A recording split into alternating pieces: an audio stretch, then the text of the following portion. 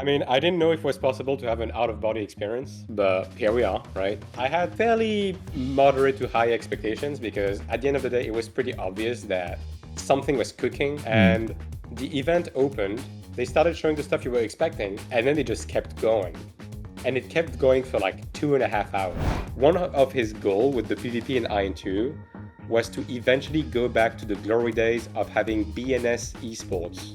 I think that's Stop the whole it. reasoning behind it. I think they are adding equalized PvP because I think they have plans to do esports content with Iron 2, yes. Stop it, dude, please. Are you serious? What you mentioned sieges over there. I read in some of the Q&A interview later that they're also toying with the idea of bringing sieges back. Is that true? Yep. What system needs to disappear completely in Aion 2? That's rough, man, because there's a couple. Probably people are asking themselves, why so late? Why did they not allow Aion 2 to cook for longer, have a much more positive reception on release, rather than having to wait nearly a year to pretty much make changes and add content which are pretty much standard for MMOs nowadays? I mean, it's pretty simple. Let's start.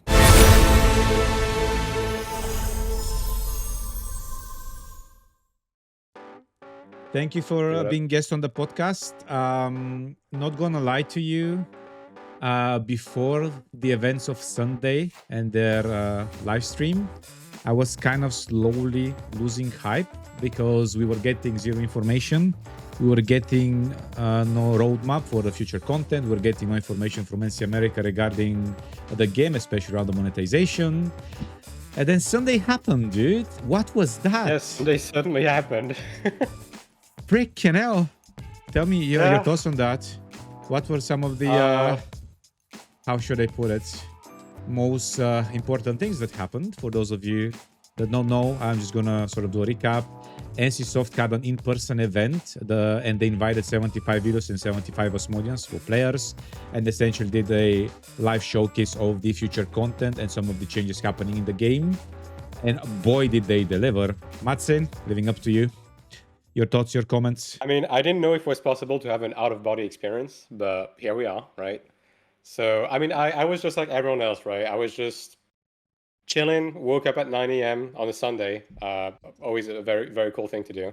And watch Whelp's stream, translate it live, watch it happen live. And yeah, I mean, it's one of those things where, and I talked about this on stream before going into it, and I had fairly moderate to high expectations because at the end of the day, it was pretty obvious that something was cooking. Like the back end of season 3 was way too calm.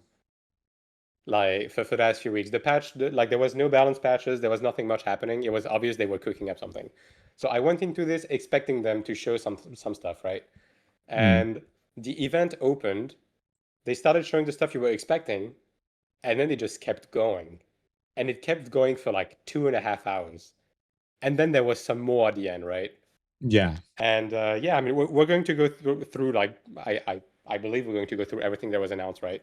Absolutely. During this podcast. But yeah, I mean, now I will say there's a couple of things I would have expected them to go over, which again, we'll cover that today. But I mean, do we just like burst the fucking pimple right now and talk about? I literally wanted to say to you, what's the biggest surprise for you? Like, because a lot of things happened, but what's the biggest surprise that they announced? I can think of three. I mean, I can think of. I mean, yeah, I can think of three as well. But the biggest one, obviously, the one that is on everyone's mind, is the sub cut, right? Like, I think everyone was somewhat expecting something to happen to the subscription model by the time it reached global, right? Like I said this before, I sort of expected for something to happen to the sub around August because that would have matched what was happening with Throne, right? Yeah. I did not expect them to out the gate even before season 4 hits, aka chapter 1, which is another thing we'll talk about, by the way. Okay. I didn't expect them to like go this early, and I especially did not expect them because like my initial expectation for global was for them to just remove the second sub, and that was going to be their way to have a $15 sub, right? Yeah. and just leave the second sub for the Asian regions, right? I was not expecting them to just combine them and reduce them to the same price as the first sub, aka the same sub price as like WoW and 14. So double whammy. Like didn't expect them to do this that early, and didn't expect them for them to be that generous. And also, on top of that, and I don't know if you caught that, that sub is also going to come with a battle pass for free. For free. Is it always like that? Because someone in chat said, oh, by the way, I think it was Yuki, Yevi, sorry. And he said, oh, by the way, it comes with a pass, like you say, but is it always like this? Or is it a one-time thing? So as far as I'm aware, it's going to be a free pass that's always going to be there. And that's also the way they're going to give us the additional 2 days. So basically, the sub is going to be 28 days. And if you complete the pass, at the end of the pass, you're going to have an additional 2 days coupon. Okay. So basically, if you pay the sub and you play the game, you get the additional 2 days. And I'm assuming there's going to be additional goodies, right? Now, Okay. there's another thing that comes with that, which comes in the form of like some of the data mine information we've had for a while, which is that they have added into the client, it was like a month ago, they added a complementary Kuna item, which is a Kuna type that can only be used in the shop, instead of just like buying currency on the auction house, to be able to buy battle passes and skins. Now the question is, how in some games like that have battle passes like Fortnite and stuff, Yeah. you know how when you buy a battle pass, when you complete that battle pass, you get a partial refund on the premium currency to buy the next battle pass for cheaper. Is that going to be a I thing? mean, this is completely like I'm going like off the script right now. It's just I'm just putting one and one together based on like data mine stuff. There is a chance that we might get a glimpse of that as well. When you say we, do you mean global? I mean, I guess we'll see. Like we are about to find out if that's going to impact Korea and Taiwan with Dispatch, because Dispatch is implementing the change.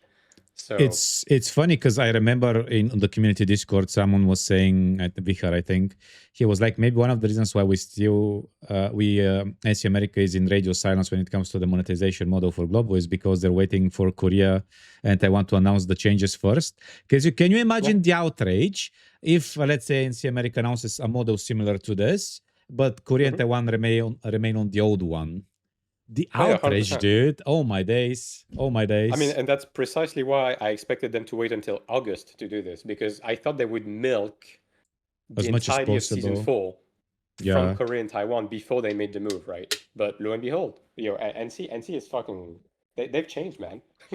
Do you know the other What? funny thing? When they started the dev stream, if you've paid attention to the comments of the community, like Korea and Taiwan, they were Mhm. literally mocking them, announcing, "Oh, this is the funeral of Yeah, Aion 2," yeah. right? This is the funeral. Yeah. They did not expect that. And the live stream Yeah. basically started with like some music, some showcases, positive vibes, things like that. And then they started dropping the massive bombs. Now, of course, a lot Yeah. happened, and I want to sort of keep some kind of a structure. So let's go one by Mhm. one.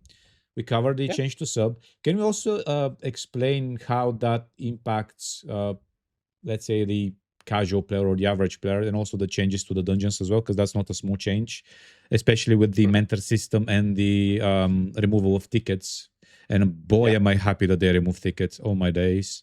It was needed. Like at this point, I think anyone that has been playing the game for a decent amount of time, like it wasn't that bloated at the beginning, and then they just kept adding systems on systems on systems on something that is as simple as a fucking dungeon entry, right?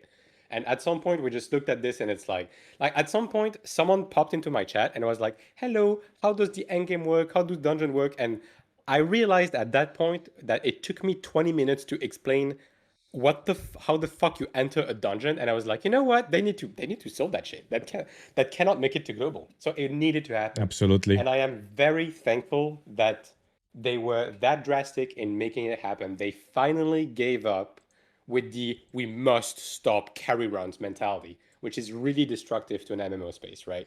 So they are moving on to something different, and now you're just going to have your energy, which is just like the energy in TL and so on and so forth and so forth, and you're going to be able to spam whatever content type you want to do as many times as you want to do, as long as you have energy. And also, by the way, it also means that you get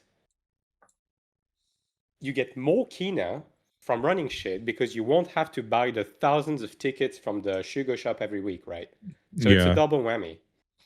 Because like the extra So runs for yeah. when you buy the extra tickets, they cost you like a few million kina to buy everything, and then basically half of those runs go to actually making the kina back. And unless you don't need the loot specifically and you're farming using the dungeons for the kina, then you're actually not making that much extra, which is a double win. The other thing I'm happy about is the introduction of the mentor system or the Yep. sprout system, because one of the biggest challenges vertical progression MMOs face, especially Korean MMOs, is that the longer the patch gets, older content dies out, and it's much harder for new players to start playing the game. And unless there is a catch-up event or some kind of catch-up mechanic, they are left out. Even now, like I have a few people that are new to Aion 2 and they want to start playing the game, and the first problem they encounter is no one is doing Crow, no one is doing Bakarma except maybe one or two groups, and they literally cannot farm their gear to progress forward. So the only option they have is find ways to make tradable kino to then buy the gold gear, which is relatively cheap from the auction house, but they actually have to sub to use the auction house, so they're kind of in a very rough spot, right? So I'm really happy about the spot system. The other thing is I feel like it's gonna incentivize people to do other content, because do we know if you run out of energy, will you be able to get rewards as well? Do we know So that? what they have said is we don't have like a final word on exactly how the limitations are going to work, but they have said you will be able to help friends without opening the final cube, and you will be able to get rewarded for helping Sprouts by doing this. But there's going to be a limitation on the amount of time you can do that per week. So we don't know how many times that's going to be the case, but yes, you will be able to do that. Now, there's another. Okay, I actually have another thing to say about the dungeons, by the way. Like they're doing everything I wanted them to do with the dungeons, in the sense that they are finally adding a reason to help people and to bring people back to the old dungeons. They are reusing assets of dungeons we just blasted past through and we are never doing again, by having the hard mode versions, like how we're getting the Deus Research base conquest, and like the infested Deus and the den as well, the Horn Den. We're getting a transcendence from that, so it's nice to revisit these dungeons, and we're actually going to be able to farm them for a while. So that's nice. Now, the final thing I would like them to do, and it's actually something that you and me briefly talked about, is in addition to all of that, I do believe we need some sort of roulette system from Final Fantasy 14 to just naturally funnel people into those early dungeons with sprouts without necessarily having to jump into party finders with them. Yeah. Now, if they add that on top of that, that would be great. But other than that, yeah, and also they're adding the trials, but I don't know if you want to go into that right now. We can touch upon it briefly to explain, because some people that know about some of the changes, they've read the TLDR. I know you've made a video going in detail explaining those things, but can Yep. you briefly explain what those are and why are they different and what they offer? So for the trials, right? Yeah. So the trials, basically what they are is, if you played Throne and Liberty, think of the modern rune dungeons from Throne and Liberty. That's it. They're basically taking that exact system, which Oh, really? is, yeah, it's kind of similar to Mythic Plus in WoW, but not quite as well. But basically what it is they're going to bring back dungeons that are out of rotation, so old content. They're going to juice them up with new mechanics and bring them up to the level of difficulty of current content, and you're going to be able to put negative affixes on the dungeons, such as limited resurrections, more mechanics, more HP, special effects, etc., that are going to make the dungeon harder. And then you're going to run that dungeon, and you will have to run them as cleanly and as fast as possible to get a high score on that dungeon. And when you get the high score, there's going to be a leaderboard, a weekly leaderboard, and you will get rewarded on a weekly basis based on your placement on that leaderboard. And the dungeon is going to rotate every week, as well as the rewards. So that's the baseline of how that content is going to work. I mean, one thing, now that you explained this, it's sort of solves the problem, why should I care? Because it's a challenging content with leaderboards and rankings. Now, obviously, some people would say, well, how can you compete against whales? Is there a way around it, or is it? I'm going to assume they will do the same thing as Throne, which is basically the way it worked on Throne is you had certain difficulty thresholds where as long as you passed those thresholds, you got fixed rewards, right? And then on top of that, you had bonus rewards at the end of the week based on your ranking. So it's So going to be part of your rotation to just at least go for those difficulty levels. And if you want to push a bit further to get extra juice per week, you'll get that. I don't know if we're going to get the thresholds reward. I'm going to assume it will. well, that's great, dude, honestly. And that's just only a small part of the extra content we're getting, which, Yeah. again, this is why when I saw, I just want to have a bit of a pause for a moment. Like when they finished the stream, I was legit sitting in my chair like this for like half an hour, looking. Just posting that clarity like full no, it's like it's literally was like, what the fuck did just happen? Yeah. What the fuck did just happen?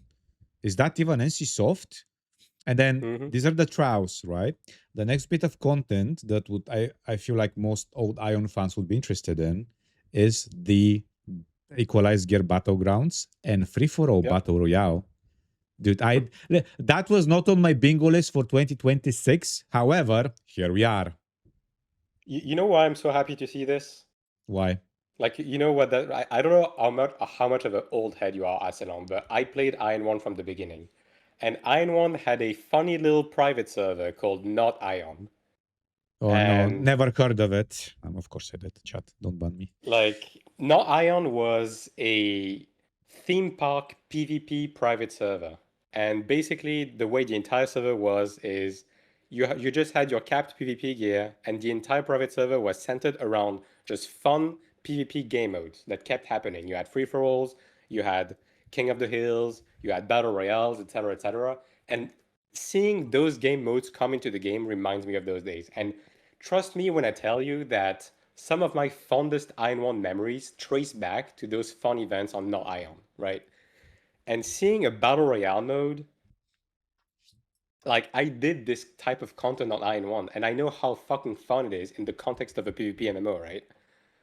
So I'm really excited. And then on top of that, obviously, we are like, this is basically both the battle royale and the 10v10 are going to be essentially equalized PvP, right? Which means that your gear doesn't matter, your stats don't matter, your progression doesn't matter. Now we don't know exactly the extent of how they're going to equalize because there's a bit of a caveat, right? Like how they're going to handle skill levels, how they're going to handle CDR thresholds, stigma levels. We don't know, right?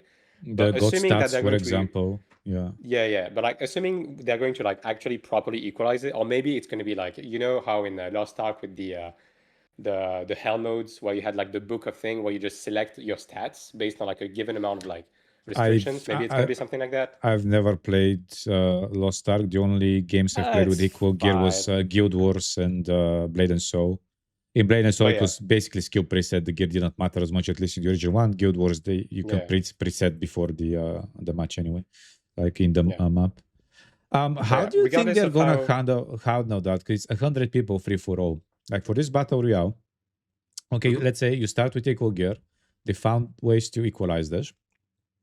And as you participate in this mode, what do you expect? To like you kill mobs, you get points or drop gear, and you use that, or when you kill players, what is it? It's just going to be PUBG. Basically, okay, or a Naraka Blade Point. That's another battle I can think of where you find a random loot, I guess. The way they described it is like tried and true, just battle royale. You get dropped on the map, butt ass naked. You can loot chests, you can kill monsters to get some baseline equipment. You can kill players and steal their shit. And the end goal is just to be the final survivor and get the victory royale. That's it. That's gonna be the game mode. I'm assuming, right? Now the question is, how is the map going to be? How large is it going to be? Is it going to be like a plane? Is it going to be like is it going to have chokes? We just don't know right now, right? But I'm assuming that's going to be the game mode, right? You know what? It's interesting though, because they on multiple occasions they said this is a PvP focused game, and now they're starting to add extra PvP content. What caused that change? I mean, obviously player demand, but it's obvious. It's Yeah. obvious. The thing is, when you have a game like this with mixed content, especially going like being a sequel to a game that was primarily PvP, the thing is, when you run out of PvE shit to do, what is left to do? PvP. Yeah. Because You that's where need. people are gravitating towards. Like all of the hardcore players, all of the players that run all of their stuff every week, after a point when they clear their raid, when they clear their dungeons, they just gravitate to PvP because that's what's left. And also it gives them something to do, right? So it's The just the natural thing to have PvP game modes on the side. And I will add, by the way, that because those two game modes are equalized, it also means that we finally have a game mode where a new player that wants to experience this game's PvP will not have to jump through hoops for 2 months before they can do it. And also, it's going to finally give an option for people who just want to do PvP in this game. Like you're legit going to have people who are going to subscribe to this game to just log in, tag Battlegrounds, and that's the only thing they do. And that's a free +1 to the game. And that's very important. Very important. Not only that, but I wanna change the topic a bit to the abyss layer as well, because that's also relevant. Mm-hmm. They're adding a new layer, to those of you that don't know, that is going to be capped at around 400,000 combat power. And if someone decides to cheese the mechanic by removing their gear, reaching that limit, entering the map, and then putting higher gear, they're going to get auto kicked out, and they're going to be punished by 1 hour reduction of their abyss time. Yep. Adding such a cap to a PvP mode on top of the equalized gear battleground with the equalized gear free for all, it removes the how do I say this? The benefit you receive for swiping and participating in games content, because right now, with the recent changes and the reduction of the sub price, people who spend have less advantages when it comes to content in the game, because now there's more content where spending is irrelevant. Obviously now trials and stuff like that, that's something where, if you want to try hard, that would be relevant. Open world PvP and drifting, which is another topic I want to touch upon later in the podcast, is going to be relevant. But for if you want equalized gear PvP, now you have the option to. And if you want to farm in the abyss, now you also have the option to, without being afraid that you're going to get farmed by whales. Yep. That's precisely why they added it, yeah. So which is for me insane W as well. What do you think about the rifting? Because this is another thing that's happening. And again, we're probably going to circle a lot around. It's just so much to cover. I'm so excited, genuinely. Yeah. They are adding a camp system with objectives, attack and defend. How do you think that's going to work? Because I do have a sort of an idea. Because you know how right now, if you go into the rifts and you attack guards, you auto get flagged for PvP. Is it going to be the case where there is a flippable NPC you have to attack? And the No, moment you okay. attack So it, how is it going to be? basically, think of those like the dynamic events from TL. So if you stepped into a Dominion event, you just get flat for PvP. That's how it's going to work. So basically, like the camp is going to be within a region of the rifting map, and when you enter that region, you get auto flagged for PvP, right? And you get a participant badge, like a participation badge, right? And as you said, it's going to be camp. It's basically going to function sort of like a mini siege, in the sense that you're gonna have that camp with a guard that you have to kill to get control of, and basically it's just going to be the invaders try to take it and the invadees try to defend it, right? Now, as you said, this also like first of all, the reason why they're doing this, by the way, is because this is basically the way that Korea is naturally gravitating towards in terms of Rift PvP. Because I don't know if you've kept up with like the Korean side of things, No, but no, regarding okay, rifting, then not I'm gonna really. tell you. The way Korea does rifting is they arrange fights in small villages in rifts, and they do them on the dot every 3 hours. So it's like huge, like 100v100 in like a portion of the map. Mm. Just firm handshake. We get our quest done. We do some PvP, and they just do it all the time, right? So that's why NCSoft saw that and were like, okay, this is how they enjoy rifting. We're going to turn that into an event, right? So that's basically what they're doing. And obviously, this type of event being large scale means that anyone is going to be able to participate and is going to be able to do their rifting quest much easier. So it's just a net positive. They also have mentioned that This is the first in a line of mission types they're going to add. So right now we have this. They're likely going to add more very different like event types later down the line. And I would wager that the way they are doing this, it's probably not going to be the case from the get-go, but you can quote me on this. I'm pretty sure down the line they're going to stagger the rift spawns. So this What do you way mean by there's only that? one side, like so this way there's only one side getting attacked and defending, and then Okay, it's the other side. You I know what I see. mean? So there is Yeah. they're pretty much herding the people into a specific location Yeah, so that yeah, they yeah. ensure there's people to do that rather than roaming and Yeah, because right now it's going to be both at the same time, right? And I think they're going to run into situations where, oh wait, people are only attacking on both sides, so there's no resistance. So, I mean, maybe it won't happen, but I have a feeling they will eventually stagger the rifts between Ilios and Asmo, but we'll see. what you mentioned sieges over there. I read in some of the Q&A interview later Mm-hmm. that they're also toying with the idea of bringing sieges back. Is that true? Yep. They basically confirmed they have plans to bring back castle sieges. Now, by the way, I've been saying this since the beginning of the game. The way they are setting up the release of the Abyss areas, to me, it really drives home the fact that they're going to turn all of the quote unquote unimportant fortresses from Iron 1 into artifacts. But then I think it's going to lead into the eventual release of the core, with the Divine Fortress being the first prime fortress battle for this game. And that's going to be the one castle siege. Maybe it's going to happen like once every 2 weeks or something, but I think that's going to be the one they're going to target.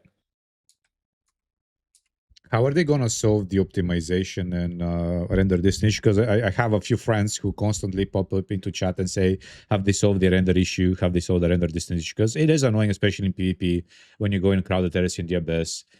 You think yourself, and all of a sudden you pop into like 20 people. One of the I mean, copes I have is because for global, we know that the game is not being released for mobile, at least at the beginning, mhm. which means that they don't have reasons to optimize the game for mobile, meaning better optimization and better render distance. Do you think that's possible, or am I just It crazy could be, to? at the end of the day, the render distance is just a flip of the switch in the init file of the Unreal Engine 5, right? Like even right now you can do it. Now, could they change it for global specifically because there's no mobile client? Maybe. I have a hunch that Korea just isn't that demanding when it comes to that. And the thing is, Throne Anybody was the same, by the way. Like TL, when it was in Korea, the render distance and the targeting distance was shit from an ass. And it wasn't changed until the game reached the West, and Western players were like, "What the fuck is this bullshit?" And AGS was like, "Okay, my bad," and then they improved it. I have a feeling the story is going to repeat itself. Now, when it comes to Castle Siege specifically, render distance is less of a problem when you have people crammed into tiny corridors. Like, you know what I mean? Yeah, Like yeah, yeah, yeah, yeah. when you have like twists and turns in hallways, like all of a sudden rendering distance is less of a problem. So we'll have to see when we get there, right? Either way, if we get Castle Siege, I don't think it's going to be a thing until the later portion of Chapter 1 or even Chapter 2, right? Um, I think that someone in chat just reminded me. With this update, I believe Mm-hmm. we're getting like was it 400 versus 400 battles in the Yes. abyss on the corridors? What is that Yep. going to be like? Is it going to be a boss battle? Is this them trying to test the how the game would handle large scale content? What's So your opinion on this? I literally just read about it in the patch notes, by the way. So basically, what it's going to be is it's going to be an abyss floor. I think it's the blueprint is going to be lower Rashanta, but I guess we'll see, right? Mm. But basically, it's just going to be like bosses that are going to spawn from island to island, and the faction that gets the world boss gets the points. And at the end of the event, the faction that has the most amount of points wins the event. Now, there's probably going to be other micro objectives. They haven't mentioned it. Like they mentioned in the past something about capturing points, and then you get point ticks every on a regular basis. I don't know if that's still going to be a thing, but what's mentioned in the patches right now is world bosses, and the reward is going to be AP medals and Pantheon paintings. Oh, Yeah. Okay. Now we don't have much more information. Is it a stress test for like a proper siege scenario where they limit the amount of players? Possibly, right? Either way, it's going to be a fun extra game mode that we're going to do twice a week. And it's large scale, which means that, again, many people are going to be able to participate. The only thing I'm worried about is it's a 400 player limitation. And because it's based off of the server matchmaking, is there going to be multiple instances, or is it going to be first come first serve? And if you're too late, GG's. I don't know. So is it gonna I be hope like there's the going to be multiple portals? instances. I remember was it in Aion 1? I forgot NGO. which patch, but yeah. So it was the similar thing. The portals open, you apply, and if you are within the first 400 or like 200 each side, or was it 400, 400? Yeah. So within the first 400, then you can go. I think that's what it's gonna be. Yeah. But that Madsin, because I mean, without even going to mention the naval content and all of the other side content we're getting, why did probably people are asking themselves why so late? Why did they not allow Aion to cook for longer, have a much more positive reception on release, rather than having to wait nearly a year to pretty much make changes and add content which are pretty much standard for MMOs nowadays? I mean, it's pretty simple. Like, I mean, there's two sides to this, right? First of all, Korea always serves as the beta testing ground. If you've ever played a Korean game, all of them are like this. When they release, they are barely playable, right?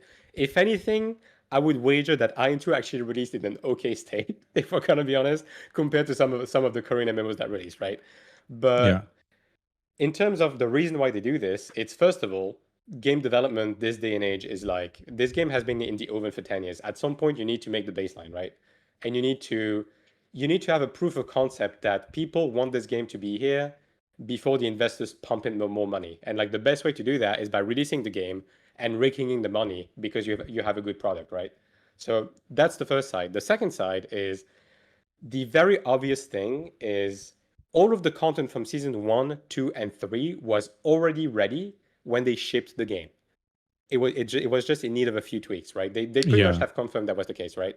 So I think they just prepared a bunch of content ahead of time and they didn't give it too much thought and they didn't go for a beta test and they just like ran that shit live to with the assumption that they're going to need to prepare to adjust shit ASAP as soon as the player feedback comes in, which is exactly what they did, right? Like I think they just experimented with the player base in itself to be able to make a product that fits the player's needs, right? Especially because NCSoft has been out of touch for like the past few years. They've been releasing failed products after failed products. Yeah, I think they just tried something new. Now, you could argue that is it a bit shady that they basically monetized their alpha test? Yeah, you can argue that. But then I mean, you again, also know we are another game Westerners. who monetized their alpha state for Yeah, I mean, quite some years, and this game is never gonna come out. So how about them apples, right? You know what I mean? Yeah. But then again, for us as Westerners, yeah, yo, fucking thanks, Young. Like, thanks. We don't have to deal with this shit. The sub is gonna be cheap. The game's gonna be great. We don't have to deal with this shit.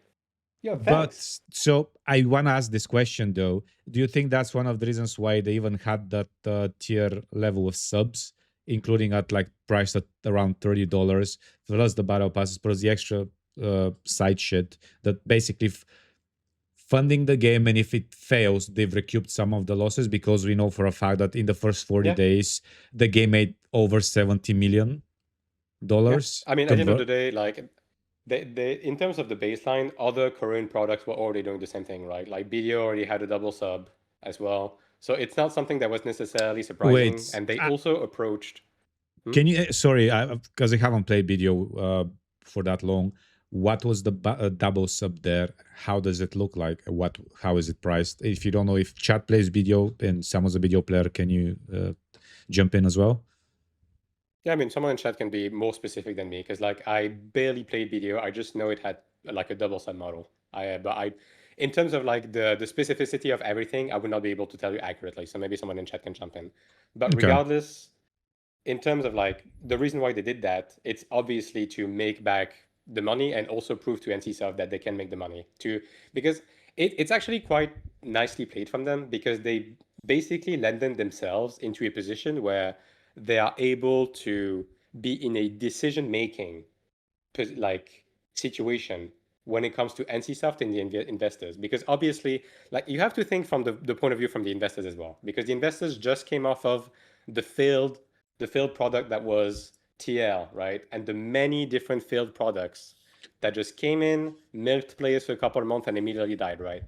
I mean, And with the last, TNL specifically, it flopped so hard in Korea that they didn't even include it into their investors call the same year when yeah, so it was a whole miracle. We even had like 300 plus thousand players on release, and we all know how that happened. yeah, and I can tell you now. Obviously, I don't work at NCSoft, right? I'm not in fucking Namjoon's walls, unfortunately. Mm. But I have a feeling that obviously we know that Namjoon got promoted as well multiple times since the game release, because this game is basically saving NCSoft on like many fronts, right? Both in terms of like obviously the monetary aspect, but also in terms of their reputation, right? So I think he's in a better position now to advise for a more reasonable baseline with this game, especially since they are starting to work alongside NCA to prepare the game for global. Like they have leverage, and they have to know that this kind of subscription model was not going to fly in the West, right? So I think the mix of all of that makes it so they are finally in a position to present a complete product at a reasonable price now. And everything that came beforehand was just them trying to prove to the higher ups that they can make this shit work, right? And that there The is justification for them spending money on XYZ rather than why don't we just press for yeah. higher costs or milk the players more. Just a bit of a sidetrack here. For those Mhm. of you that I work in a large organization as a designer, and we usually are at the bottom of the barrel. And oftentimes, like we would advise the stakeholders or the higher ups how to do things X, Y, Z. But at the end of the day, they prioritize revenue, they prioritize making It's money all about the over baseline. the quality you offer, and even if it's worse, as long as it's pushing further the project and it's gonna make them money, they don't really care. So sometimes you have to fight with teeth and nails to do something that's considered like the standard somewhere else. So again, I don't know how they do stuff there, but I can only imagine that in a big organization like this, as a game designer, you only have so much leverage. You can go and ask people to say, hey, we believe this is not going to end up well, but then you end up doing it anyway because it's this, or they're going to fire you and there's someone else that's going to take your job and do it anyway, which kind of sucks. The gaming industry is in a really rough spot right now, especially in the last few days. I have a few buddies who work as a business development managers in different game publishers, and it's been redundancies after redundancies after redundancies, and small studios closing down, bigger studios, AGS closed down as well, had to shut down. It's not the gaming industry, not MMO genre per se, but the industry itself is kind of in a rough spot. So yeah, just a bit of a sidetrack there. Yeah, I mean, agreed. Right. Yeah. Um, Touching about content, how do you feel about naval content? Because this is something I never even imagined to see in Aion. Because for me, I never associated Aion with naval content and I mean, fishing. Because housing. for now, like, it's just proof of concept right now. Like, dude, like the thing they showed was a fucking AI slop trailer. So clearly, they don't even have anything done development side, right? This Yeah, is stuff that is going to be coming out on the back end of season one. And right now, like, basically consider this the same as like the Vision trailer. So it's they want to do this. We don't know if it's going to come out in this front. Now, what they have said is they want naval content to be you're going to be building a boat with your legion using materials, and then you're going to go into naval expeditions. And on those expeditions, you're going to be able to do special fishing to get certain mats, and you're going to get jumped on your boats by monsters. We don't know if it's going to be pirates. We don't know if it's just going to be a big fucking kraken coming out from the ocean. We don't know, right? yeah. Right now it's just proof of concept, so we can't really even talk about what it's going to be. I think it's neat, right? And they have mentioned in the past that Legion content is most likely just going to be non-mandatory, more casual-ish content just to do with your group of friends, right? So I mean, it's whatever. Like it's just more stuff to do for people that want to do it, which is always a good thing. This is one thing I was worried about. because initially they said Aion 2 is going to be their flagship PV focused game with a small scale content. But obviously, the demand is changing their priorities because right now they're shifting from small scale and they're moving more into mid to large scale sieges, 400 versus 400 battles in the abyss. 100 player battle royales, stuff of this nature. Now they're adding Legion content with Legion missions. They're adding, I guess, world bosses. They mentioned something as well. Basically, they're expanding the focus of the game, which is good because otherwise it genuinely felt season 1, 2, and 3 genuinely felt like a dungeon simulator. And like you said, once you run out of energy and you don't do dungeons, then I mean you go in the abyss, but you can do only so much in the abyss. And then what is there to do? Because arena and battlegrounds right now are kind of a dead mode because arena is dominated by a few classes, and if you're not playing assassin, gladiator, and what else, chanter maybe, Ranger. a ranger. So thank you. You pretty much you're All griefing good. yourself. And then the battleground, outside of 3 times a week where you get rewards for it, then no one really cares about it. So I'm glad there's in one way I'm glad they're addressing this issue so that there's actual longevity injected into the game when it comes to content and things to do. On the other hand, changing focus mid development like this, because it feels like mid development at I the end mean, of the day, because the it thing is, started at right? one point. They are not shifting focus because we are also getting stuff on the PVE side, and they are finally ramping up difficulty in PVE to the point that the PVE is finally being competent, right? I don't know if you've done Caldrix, but Caldrix is the first stepping stone that showed me that they can make good PVE in this game, right?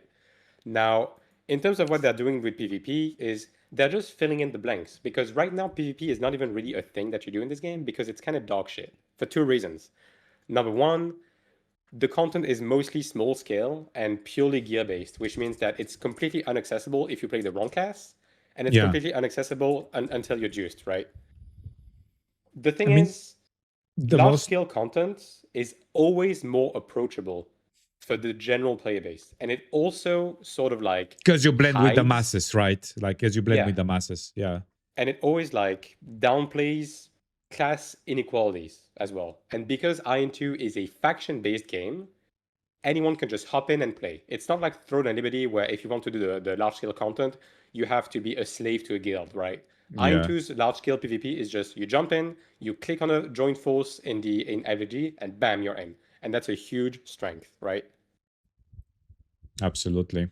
Same thing with the equalized content, right? the As well. the thing with the like, for example, today me and some friends were dicking about doing duos on like low geared outs, pretty much same gear, no gear inequality, and it actually felt fun and it felt good because you had your iframes with timing your dodges, you had your block abilities, you don't get one shotted. It genuinely felt fun.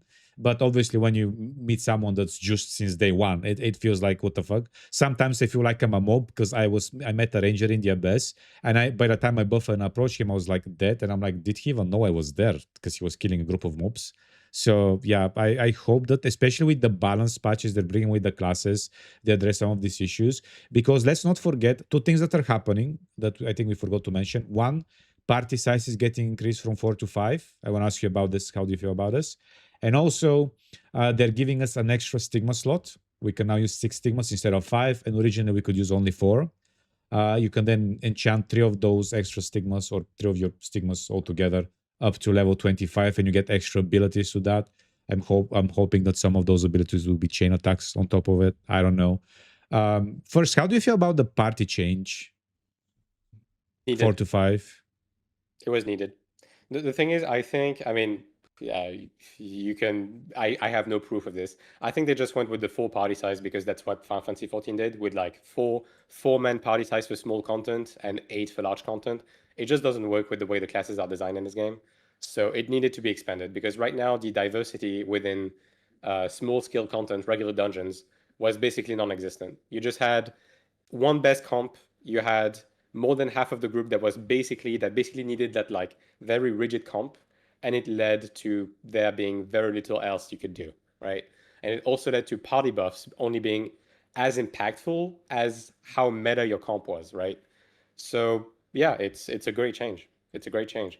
The only downside, if you can consider that a downside, is you're gonna need to find 2 extra bodies for raid content. And if you've ever done endgame raid on any MMO, the more bodies you add, the more problems you have. But I think it's a necessary evil. Didn't they say that they're also changing mechanics to be less dependent on groups? And I think you covered that in your video, Yes. I believe, Yep. so that it's more They're going focused to on move away from body checks, yeah. individual performance rather than X number of people. Or what do you mean? Yeah, like basically, so I mean, you haven't done Caldrix, right? But No. Caldrix, the entirety of the fight is purely body checks and hopscotch mechanics, right? Which is like basically if a single group member fucks up, it kills the entire force right there and there. And like 90% of the mechanics on Caldrix are exactly that. So and people did not like that. Now me personally, I don't have much of a problem with it because the truth be told, I come on the PvE side. I come from a hardcore raid background in Final Fantasy 14, and Final Fantasy 14 is basically entirely built on the back of those group mechanics, right? So I don't have much of a problem with it, but I understand the gripes with it. Now, I think they can make it work if they make it so the mechanics come out faster and they still punish the player with death and they play around the resurrection limit. If they do that, then it works. We'll have to wait and see exactly where they go from there. But again, they have shown that they can make competent PvE. They understand how to make competent PvE, so I'm willing to let them cook. Dude, are they adding a fourth raid as well this season? Yes. Oh yeah, and by the way, dude, I'm so fucking hyped about this raid. How come? What's different? Like what You see excites the you? big guy. You see the big guy with the great sword and the wings. That's like really really cool. Yeah. You know who that is? Who is it? It's Deltrus. No! Yeah, we are finally going to meet Deltrus, and it's a raid boss. Dude. For anyone that doesn't know who Deltrus is from Iron 1, Deltrus was the first, like from the lore of Iron 1, Deltrus was the first Helios that crossed the rift to Asmodee, that encountered Zikil, and got tortured and killed.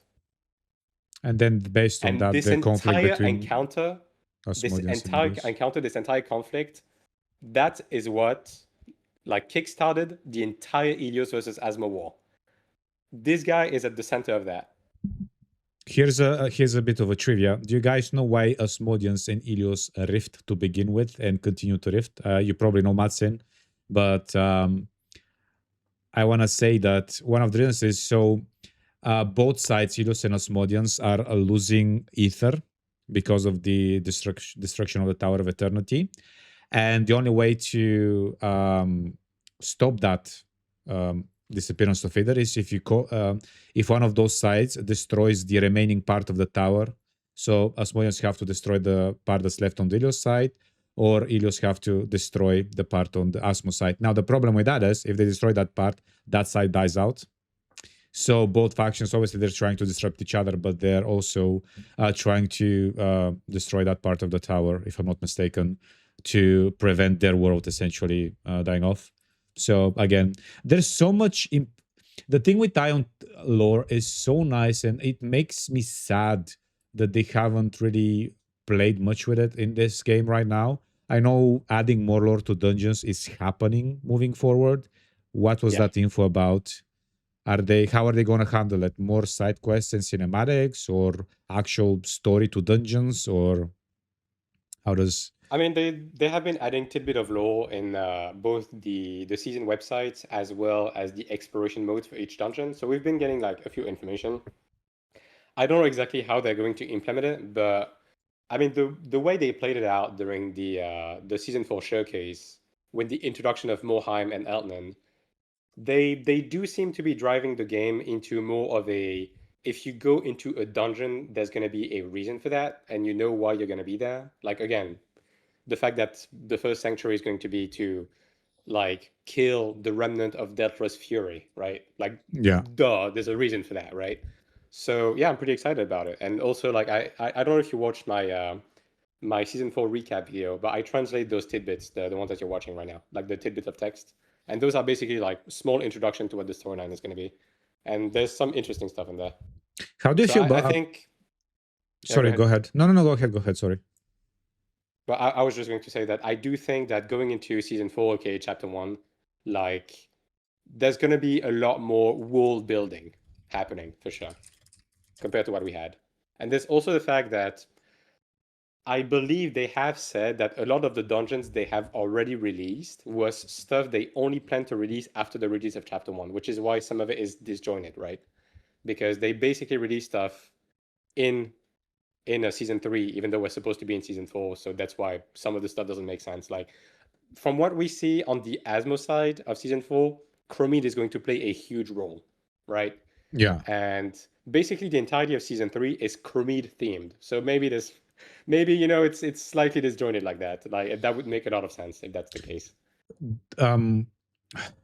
Do you then feel like chapter 1, which is essentially season 4, do you think they call it chapter 1 because this is essentially patch 1.0 and everything before that was essentially testing grounds, like not even the beta, the alpha of the game at this point? Because guys, for those of you that didn't play Korean Taiwan, when you started playing, it was really like, you can feel it. It was bare bonus.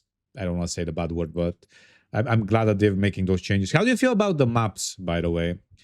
By seeing the previews, and obviously we haven't played them, we haven't taken part of the content, but your first impression when you saw the maps, the Ilios map, the Asmodean map, Morheim, we're gonna see in a bit. Dude, that was, bro. I'm an Iron 1 simp, dude. Like, you give me Morheim and Elthen and Unreal Engine 5, like, I'm going to fucking get down on my knees and suck your dick. It's that fucking simple, okay? So, of course I'm excited. It looks great. We are finally getting a desert biome. We are finally getting a snow area biome, right?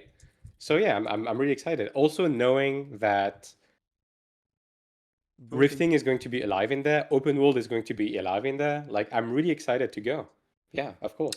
Because Verderon and Old Guard were very samey. It was just like rock and grass. I mean, it was You know what I mean? copy-paste. The only difference you would see is that Ilios had purple trees, Asmodeans had red trees. Yeah, they just fucking shift the saturation hue on the... Yeah, it's like... You know the meme of like when they update the PS4 logo to the PS5 logo and they just change the number and they just fucking get up and clap. Like, yeah, that's basically what it was. Yeah, and to be honest with you, I feel like because initially Aion 2 was not supposed to have factions even, based on the initial sort of informations we were getting like years before even they announced the game. And then they changed even, the lore was supposed to happen before the main events, then it was changed after, and now it's like 200 years after the main event. By the way, this map preview actually sealed my choice to play as Modian, because me and my friends, we were discussing whether we should go as Modian or Rios. And on one side, because we're going to start over essentially on global, and we didn't want to repeat the same starter content like we did on Taiwan on the Asmo side. So by choosing Ilios, you're getting a fresh start, literally a fresh start. And then I saw Elthen, and obviously playing Aion 1. It's a fucking desert. I hate desert biomes. It's sand, guys. It's sand. There's nothing interesting. It's sand and rocks. I mean, I think you're just a fucking hater, and I will not stand for that slander. But that being said, I do have one supporting thing about Morheim, and I'm going to send you this link, right?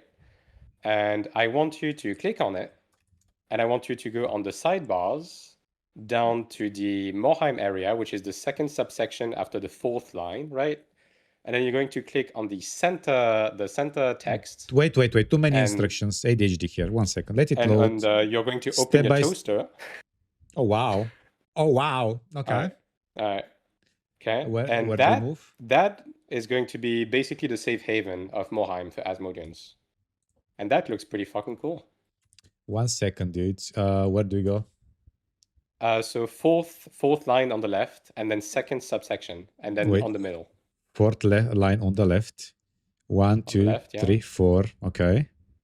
And then second subsection, and then the one in the middle. On the... Okay. Holy shit! That's a pretty cool fucking hub, isn't it? Yeah, that's pretty cool, huh? That's incredibly based. And we have music data for this area and the client already, and it's molto bueno. So yeah, that's definitely a positive, dude. I'll say that. Dude, this is I'm gonna give you link chat 1 second. I mean, I wish Rospet was here. He's a hardcore Asmodian fan. He would jizz his pants, dude. What is That Delius? is gothic as fuck, dude. That's all I'm gonna say. You love to see it. That's some like nice preview for Pandemonium. The Ilios one looks decent, but it's not as cool. Yeah. Yeah. So is this one of the main hubs, or this is not Sanctum, right? Where is Sanctum? Where can we see Sanctum? No, I think this is just going to be the equivalent of Safe Haven. Obviously, we don't know for sure, right? But I'm assuming that's going to be the case. Oh, there you go. Here is the Ilios one. Ilios one is not bad, actually. It looks very The like Ilios one is Dunes. okay, yeah, but it's your typical, desert high fantasy hub. You know what I mean? It's pretty cool. It's pretty nice. But the Ismo one is gothic as fuck, so it doesn't get any better than that. Yeah. Also with the bridge and everything, yeah, that's pretty cool, man. Dude, this is, well, I mean, well done, NCSoft one, because you can really see that. I mean, they've put in some effort here. These maps are like much high quality than Old Guard and Verone. Like that much is obvious. Like I think we're gonna be in for like a fucking feast. Okay, another curveball question. Mm-hmm. A lot of people, probably they ask you on stream as well, they see all of these nice changes, they see all of the nice upcoming content, the hubs, the side quests, etc., etc. I mean, the side content, and they always ask, do you think we're gonna get any of this on release, or what parts of Nah. this content we're getting, or which side of the changes we're getting? We're just going to get anything that pertains to QoL. Like that's it. And we're going to start with season 1. Now, maybe they're going to combine seasons. Maybe we'll get like season 1 plus 2 because like they are pretty close in terms of progression. And season 1 was kind of useless in terms of its progression, right? So maybe we'll get stuff like that with a sped up schedule to just, railroad us towards season 4 faster. But no, we're not going to get season 4 from the get-go. That is not going to happen. But I do believe we're going to get the latest like class balance, and I think we're going to get the 5-man parties as well, because NCSoft has mentioned that they will go back and adjust the season 1, 2, 3 content to work with 5-man parties. Which at this point, if they're going to do that, there's no reason not to give it to us, right? Even though both the QoL and the class balance and the 5-man group, maybe it's going to slightly break the balance of the old stuff, but that's just kind of expected when you do these kinds of releases anyways, with like sped up schedule. The early content is just much easier because the game in itself became easier and more convenient. So it is what it is, right? But yeah, we're just going to get season 1 with QoL, and that's about it. Probably not the new class, but yeah. I want to touch upon that as well. But this is a prime example why a lot of people feel quite saddened and disheartened when a game releases and it's 8 months later when it comes to global. On one side, I am sad that we're probably going to have to wait maybe half a year until we get the new expansion because there's a bunch of content to go through. Maybe sooner. We don't know the pacing. And see, America, please give us some roadmaps or anything to go along because you know what? happening. Wait. Yo, anti-America. What the fuck are you doing? How do we not still have a face for this game in the West? Make a fucking podcast. Make a live stream. Do something. Chop chop. Yo, where's Tico? Where's Tico? I need Tico's phone number. Dude, again, we said this with on Chronos podcast, but it's so fucking funny to me that Guild Wars 3 is coming out in 2 or 3 years or whatever. They haven't had a beta out yet, and we know more about their monetization and sort of roadmap than we know about Aion 2, which is coming out in September. And I'm just sitting here thinking, I mean, okay, like I've seen some ads about the game, but anything, please? Like, come on, it's almost end of June. July, August, September, hello? What's going on? It's time to wake up, dude. It's in fucking 3 months. Okay, by the way, we kind of know when the game is going to release. Oh, by the way, the chat just reminded me there is going to be a Q&A on 26th on Japan. We might have info there. Yes, but PV zone. You know what's like fucked up? Imagine getting info about your region from some other region that's not even related to yours, because obviously Japan can have some influence on the localizations they can do, because obviously Japan will do their own thing and EU and NA will do their own thing as well. I tried to be naughty. And I went on LinkedIn for once, and I tried to scout NC America and try to see some of the new recent joiners, people, the team. We found Tico, and then I'm like, I was trying to see, have they made any posts? Have there been any conversations somewhere? Nothing, dude. There is radio fucking silence. Obviously, I was Yeah. expecting to see I an mean, info there, but for fuck's based on sake. some like background information, like it certainly seems like there's a lot happening at NCA right now. They are preparing for something. They are preparing for something. Now, since we know that Japan is going to get a live on the 26th, but I believe it's going to be Namune and Iseop, I think is the name of the other one, Yeah, that yeah, are going yeah. to go on this live, right, with a translator. So, even though Japan is going to be a global region, it is the Korean developers that are going to participate in that. But it's in 10 days. Like there, I would assume there's going to be something for global around that. Again, I mean, you received the same email I did, where they said Yeah. they would be releasing more information throughout June. Like, I don't really consider a class trailer to be information, you know. So No. something has to happen. Like, And something has to give at some point. I mean, the class previews we already had from the Taiwanese and Korean Yeah, because the yeah. teams And already don't did get me it. wrong, it was a good trailer. Like, you did good, but come on, we need a bit more than that.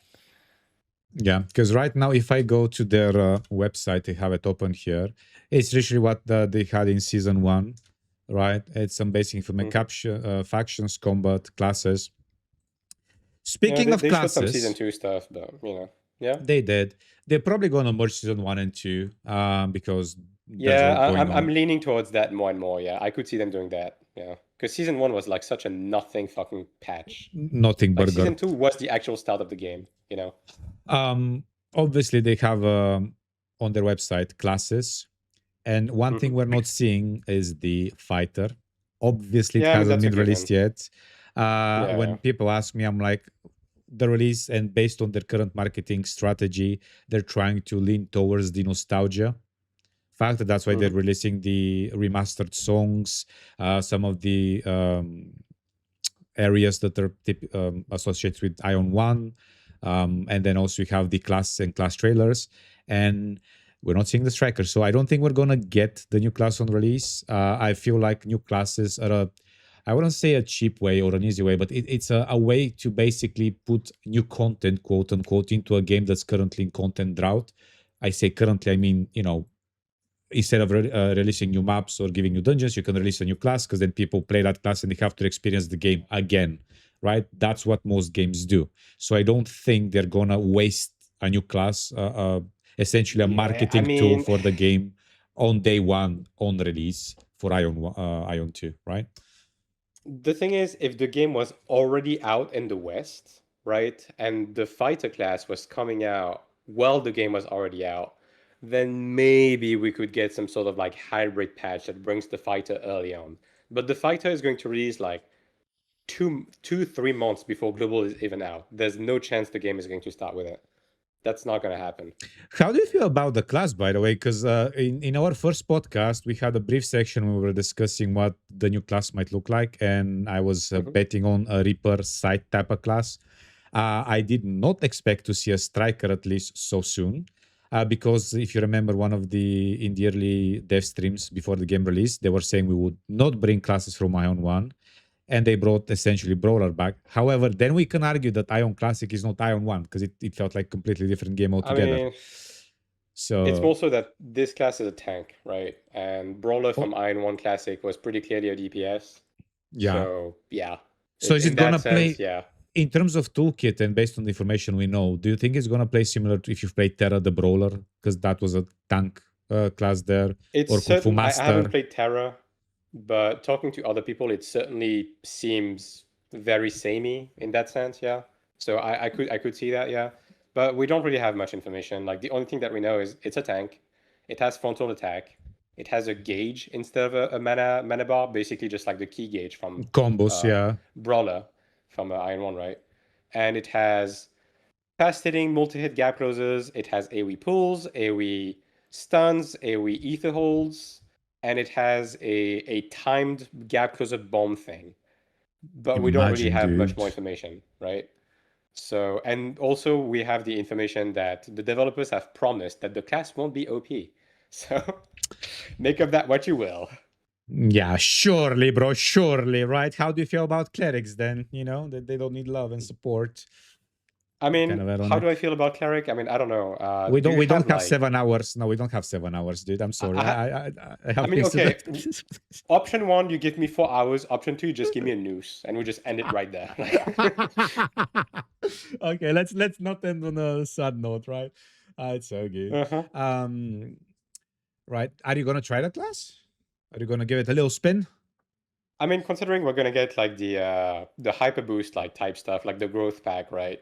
Yeah. I honestly don't have a reason not to have an alt and boost that and just like get a feel for that class. Because like, I mean, you know me, I'm gonna have to make guides about everything eventually. So I might as well, at least play the class with that just to be able to answer people. So I'm probably just going to play it just for that. And the question then is on day one, do we first level up to the new map, see them, or do we just Oh yeah, I mean, dude, fuck brawler. Like I'm going into Morheim and I'm yeah, no. I'm doing the new content first. Like that's yeah, no. yeah, that's also reasonable. Yeah. But I'm trying to go through the stream. Is there something? I'm sure we are missing something. I mean, we have a lot of quality of life improvements. One of the things I Oh, we like are is missing a the bunch of stuff. Like if you want me to just like yeah. lead you on, like I can do that. No, I just want to touch upon the some of the quality of life improvements, like Uh-huh. the for example, the Kina cost associated with the rolling stigmas is now being removed, which is a massive win Yep, in that's because huge. some of my friends, like one of them, even stopped playing the game because if you wanted to do PV as an assassin, you had to use one build and at level 20 stigmas, and then you have now five. Having to reroll it cost a few millions, and essentially your whole Hmm. PV for the day was rendered useless because you lost all of your Kina just to swap builds. What other quality of life improvements are coming? Quality of life improvements. That is a good question, brother. I mean, first of all, we have the inheritance system that is getting expanded. There's no more season limitation, and it's always going to be 100%, which is great.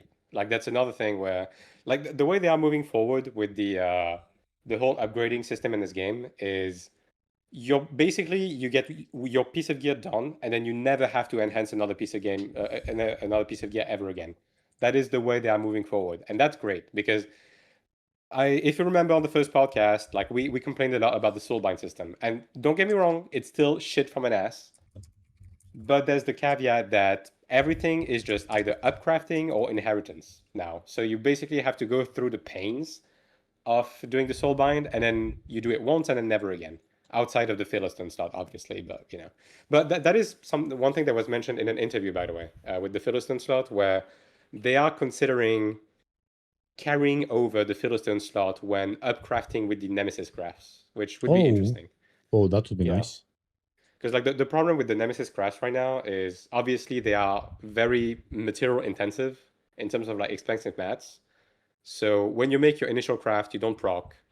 You want to unlock the Philistine because you're not going to be able to upgrade again until you get more mats. And that's going to take you like maybe 2 weeks, right, of more of running Caldrix, right?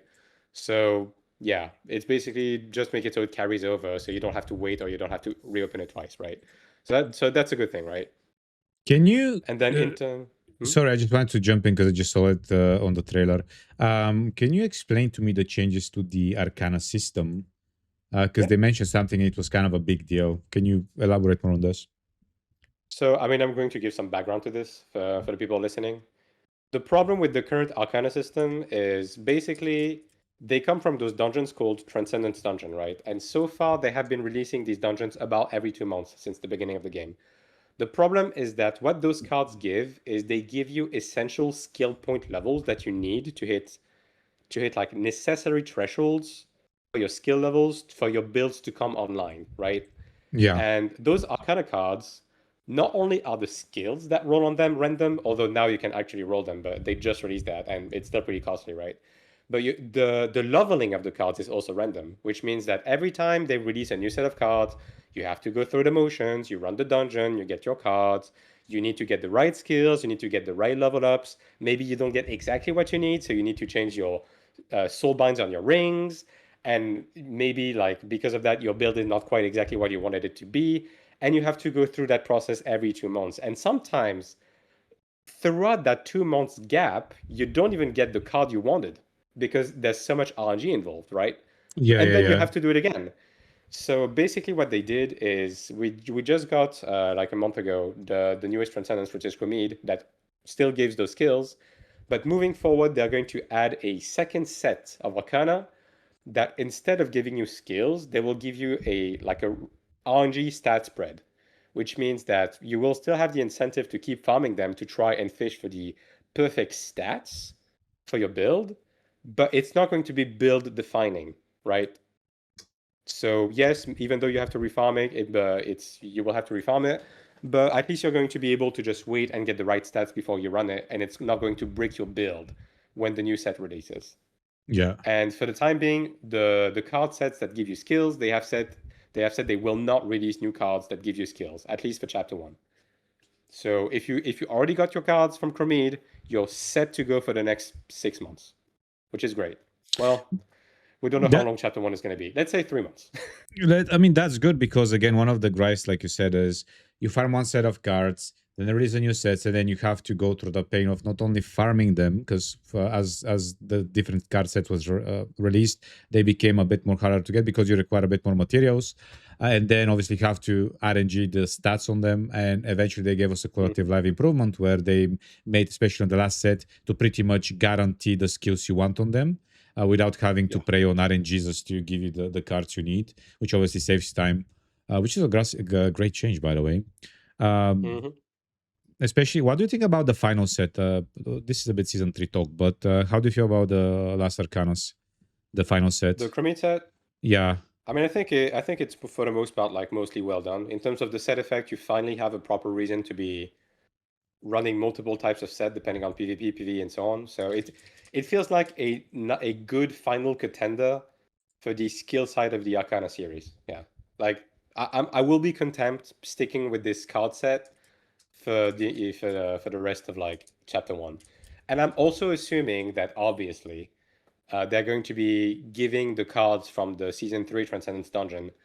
They're going to put them also part of the drop pool of the new Arcana, like the new Arcana dungeons. So this way, new players can just go straight to it and get their cards, and already existing players can keep trying to optimize their skill cards while farming the new cards. I'm assuming that's going to be the case.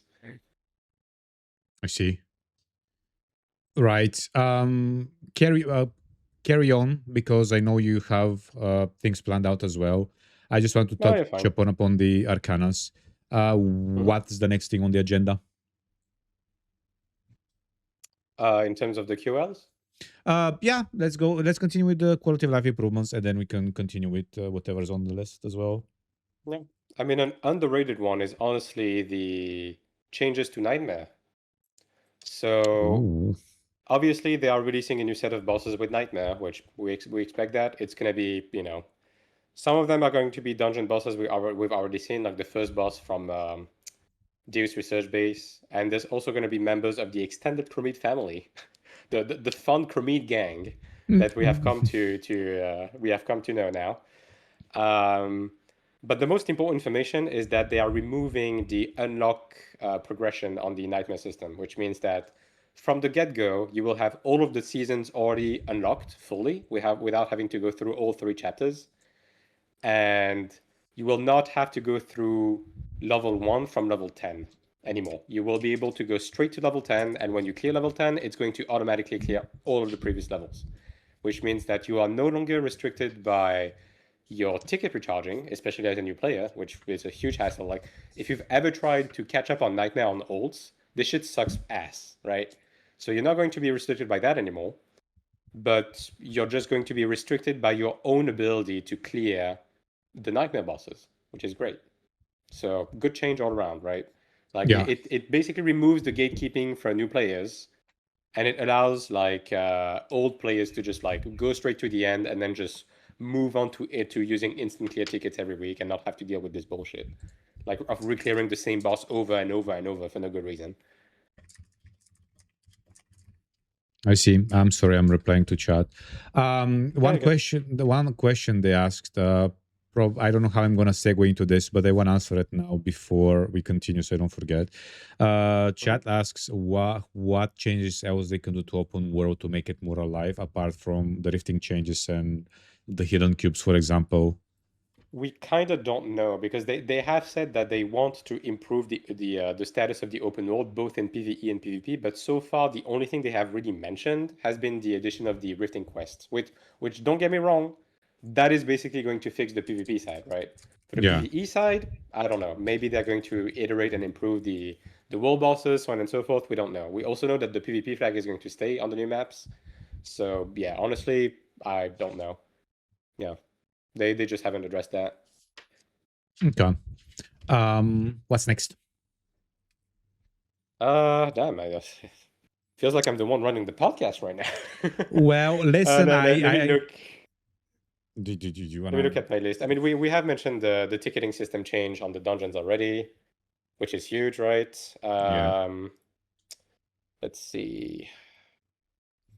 Trying to Well, think. they are introducing server transfers on July 15th, so anyone who's playing on Chromede will be free from their flesh prison. That's pretty cool. The thing about server transfers, right? I did not expect them to allow us to transfer all of the characters. I mean, they don't. You can only transfer one. But Yeah. then the question is, if you transfer one of your characters, all of your routes effectively become useless because they'll Yeah, be on the they're other gonna lose their server. genius and shit, yeah. Yeah. And they're all gonna So be stuck on another server. So yeah, it's a bit of a weird thing for sure. it's because Because of they their had mentioned system, before right? they wanted it to be server wide, right? So I don't know why they went back on that, but yeah, I don't know. I have a few questions then that are related to the changes in what else they can do. Obviously, Western players, we are not quite keen on RNG progression and RNG systems, which Korean MMOs tend to be riddled with. What do you think they can change or do to improve either the soul binding system or the mana stone system? Because I feel like I've been preaching, and I feel like I'm the only one. But for example, for the mana stone system, you know how on Genius Insight you can lock a specific stat, and every time you Yeah, I mean, reroll, we have discussed that exact topic last time. Like they can do stat locking on mana stone and just double the amount of mana stones, right? Every time you roll, yeah, and just limit the amount of like stats that you get, like a given stat you could get. And then on the soulbind system, they can isolate the soulbind stones to be attack, defense, and special category, or they can just make it so you spend the same amount of soulbind stone relative to the percent chance to roll that stat. So, for example, a stat that has a 3% chance to roll, you spend 33 soulbind stones to guarantee roll that stat. That is something that they can do. And then on the side of Genius Insights, they just like add a dex for each stats, right? Which means that if you roll MP plus 54, then on your compendium for that line, you have the MP plus 54 unlocked. And even if you roll another stat, you can just apply that stat on, right? And you just have a compendium of all of the stats of the highest version for each line that is like selectable from now on. That is another thing they can do. That would make it also easier to switch between build depending on meta, right? At the end of the yeah, day, there's a battery of things they can do. The question is, are they actually going to do it? I don't know at this point. Again, with the soulbind system, it's a bit less bad now because again, with all of the inheritance and so on and so forth, you just have that first wall of doing your soulbinds that you have as a new player, but then you just keep inheriting, so you never have to worry about it again. So you just kind of forget it's a problem, but it's still a problem, right? And then for the rest, I mean, yeah, I don't disagree. I like it. They should just give more. They just need to give like more like power in terms of how selective you are with the way you want to roll your stuff.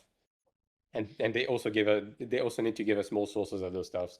Like I don't know if you saw actually, fun fact, which the maintenance already begun. So sorry, chat, we you're can getting the show. information late, but so with this patch, they are introducing the pity for corroded bracelets, the barcode bracelets, Yeah. and they are also reducing the pity cost for the brooch on Caldrix. So there was a huge panic mode that happened where people panic bought mana stones for accessories, and they rose to over 1 million per stone. Oh, mama.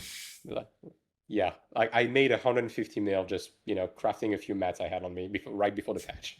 So So obviously, like this tells you that maybe they need to improve the amount of sources of mana stones and also PvP mana stones. They still haven't addressed that. Like that is another thing that is a bit disappointing in the sense that the AP cap is going to stay, and the new battleground they are releasing will not give more sources of asphalt board and PvP mana stones, which we are cruelly missing, right? So that is like an aspect they definitely need to look at. What are some of the rewards they can add that to incentivize people to do these battlegrounds? Obviously, cool gear. Part of it is do it for fun, do it if you have nothing else to do. But that can get you only as far. What would you think would be a sufficient enough reward to incentivize long-term queuing for this type of dungeons? Well, I do have two answers to that in terms of like specifically for the equalized battlegrounds, right? First of all, I think because the equalized battlegrounds are such a great entry point for new players into PvP without any hassle, it would be nice if you had some sort of like starter quest that after a certain amount of participation or wins, you got vouchers to get PvP equipment for free. So like let's say you win 5 battlegrounds, you get a voucher for a Centurion body, stuff like that, right? Oh To wow. just catch you up by Okay. still doing PvP, right? So that's the first side. And then in terms of the actual incentives, I mean, I do have a feeling that because they have said it's for sports, kind of like that's the same sort of word play they did for like war games on TL, which tells me that the 10v10 equalized battlegrounds are probably just going to be for fun and not really have any rewards. And I think the main reason why they are adding it, and maybe you forgot about that, but early on, Namjoon said that one of his goal with the PvP in Iron 2 was to eventually go back to the glory days of having BNS esports. And I think the reason why they are Hold on introducing a it. second. Do you think Mhm. they're gonna add an esports scene to Ion 2? I think they are adding equalized PvP because I think they have plans to do esports content with Iron 2, yes. I think that's Stop the whole it. reasoning behind it. Stop it, dude, please. Are you serious? Yeah, I mean, Namjoon has said it himself. And Koreans were making fun for him, like, yeah, right, right. With the gearing and the Godstone and all that bullshit, you want to have esports in this game? Yeah, yeah, yeah. Stop Go it, back, dude. put the fries in the bag, Unk. And I think the Equalize stuff is the developers' answers to have an outlet to do stuff like that. And try things out, right? Perhaps balances Yeah, as well. Because yeah, the only yeah, way yeah. to see Same with the FFA, by the way. because let's be honest, part of for example, like the feedback you can get about a class comes from players, right? But when there is a high Mm-hmm. discrepancy between players and how geared they are, and Yes. obviously skill issue, the Mm-hmm. feedback you get is going to be all over the place, and then obviously class balance goes out the window. So by having an Yep. equalized area where people can have a go at each other, and obviously people that are skilled or interested in PvP wouldn't have to go through the process of actually gearing up to actually test their class. That would give them Mm-hmm. enough data to optimize and balance the game. If they manage to do something like this, hopefully the game survives long enough for them to see the idea to fruition. I believe they're genuinely on the right track. I really hope they Genuinely, yeah, actually like, they yeah. manage to do it. Because let me tell you something, dude. Before this, like after this live stream they've done with showcasing the content and all the amazing changes, I can finally look myself in the mirror and not hate myself for playing Ion 2, dude. It feels great, Yeah. man. It feels fucking great. I tell you that. I mean, I've been honest with my chat. Like the last few weeks, anyone who has been watching me, I tend to be very transparent with everything. Like I'm not here to glaze NCSoft. I'm not here to do anything, right? It's just I have a profound love for the Ion franchise because it has given me so much with Ion 1, and I generally want to see Ion 2 thrive, right? So I'm just trying to put myself in a position where I can help people appreciate this game. But prior to the season 4, the season 4 showcase, I was just straight up telling people like, guys, I'm really burning out right now. I need to take a step back because I'm starting to hate this game, Yeah. and I'm not like it really feels like at the beginning NC stuff was listening, but they've been more and more tone deaf, right? And Yeah. I was hitting a bit of a turning point. So I was in the it's so over period, But like before the season 4 showcase. And now today I'm on the we're so back.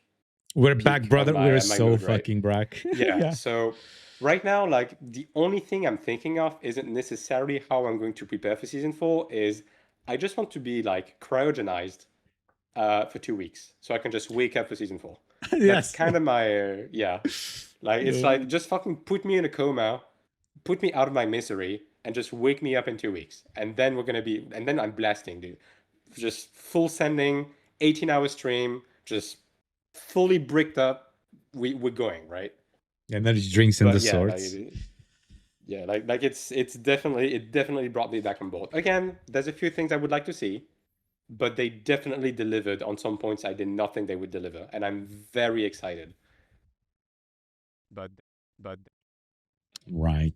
also, starting today, I'm having to pay half of the fucking price. Oh, that as well. Are Ain't that some they? shit? What about people that already sub like a few, let's say a few weeks ago? It's basically just gonna are they gonna give them 2 extra days? Are they gonna give us the free Uh, pass? you're going to get a time 1.8 x modifier on your sub time. Basically, like to mirror, because it's going down from 49,001 to 25,000, right?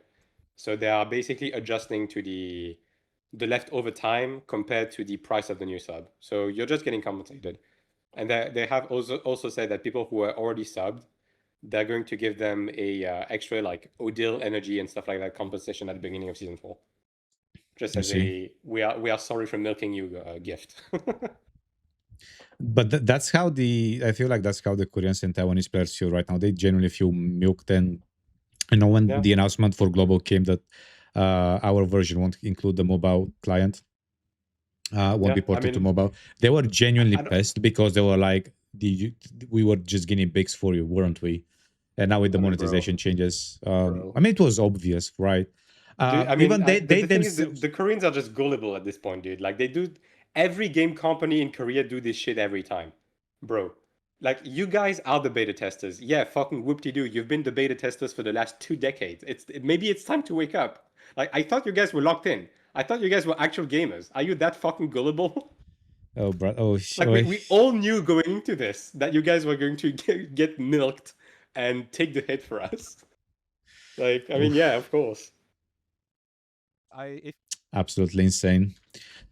Right now, is there something we've missed? Do you think we've missed something?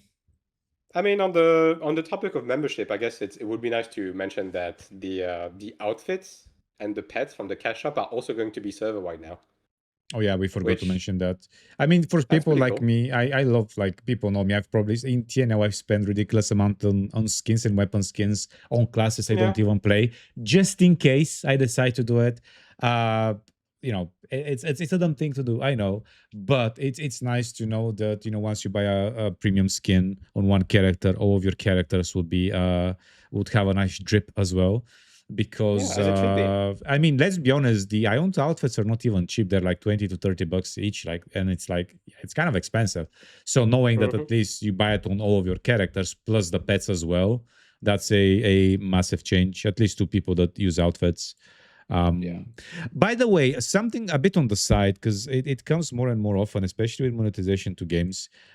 kerosene change. What's your no, what's your opinion on cosmetics only monetization for MMOs? Oh, Because I'll just give you my thoughts mm, on this. My thoughts on this, and you can tell me if I'm sort of in the right to think this, or I'm completely wrong.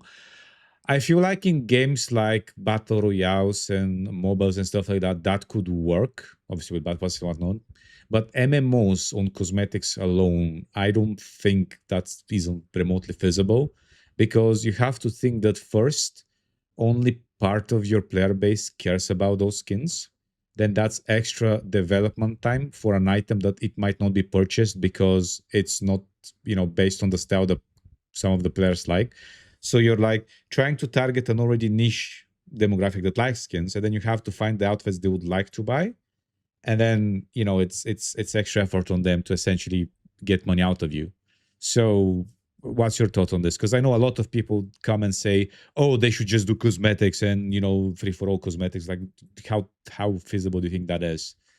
I mean, you can't only have cosmetics. Obviously, there's not a single fucking game that got cosmetic. Like, I know every single time people are like, "Oh, but PoE does it. PoE does it." No, PoE, yes, mainly monetizes its cosmetics, but PoE also monetizes its QoL heavily. Like, and that's something that people just forget. Like, the thing with PoE is that they have a lot of cosmetic monetization, but they also monetize stuff like stash space, which if you play the game even remotely seriously, you kind of want to spend at least $40 on stash space in PoE as a baseline, which is basically the cost of like as if you bought the game, right? And you also have stuff like the founders packs. Yeah. And so at the end of the day, can you monetize the game with only cosmetics? No. You will need something else. You know, Iron 2 is running with battle passes and subs. I think that's fine. I know people look at currency conversion, and we're gonna talk about that in just a second, by the way. Okay. But overall, I think that's kind of the bare minimum because like ultimately, like game development is fucking expensive nowadays, and you can't really expect to be getting content often and of high quality by just having a cosmetic cash shop. That's just simply not how it works. And every game that have tried to do that have failed miserably in recent memory, and there's a reason for that.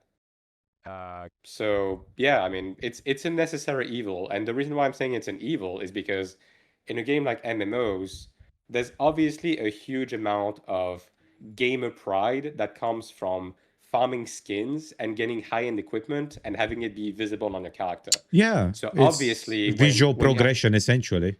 yeah, so obviously like it takes a bit away from that by having cash shop cosmetics that are like flashy and stuff, but you know, you kind of have to, again, pick your poison when it comes to that. And I think cosmetic is one of the least evil and one that they can milk the most out of without people getting outraged. Yeah. Just I want to add because someone in chat just said, and I think this is the best way to sort of phrase this or explain why cosmetics won't Mhm. work in MMOs as a main source of monetization. Crushfish EU says only cosmetics doesn't work in MMOs because MMOs need to make more content after launch. Low maintenance games like competitive games are able to. Yeah, that's well said. That's Yeah. essentially why. And that's what I said, right? Like they need to bring out very sizable quality updates very constantly. Like, bro, Ion 2 has been pumping out content really fucking fast, right? Like that Yeah, shit doesn't come out of thin air, you know? Like we can say anything we can. It doesn't come out of nowhere. So yeah, it's a necessary evil. Like it is what it is. And I also just hello Crashfish. I just want to ask you again, just to be sure. Hmm. Do we know that the battle pass that comes with the sub is only one time, like for this one thing because of the change, or is it gonna be continuous, or we just don't know yet?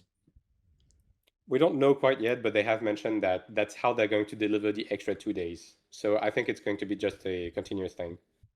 Just a continuous thing. Okay, I mean, Yeah. if they, okay, let's be honest.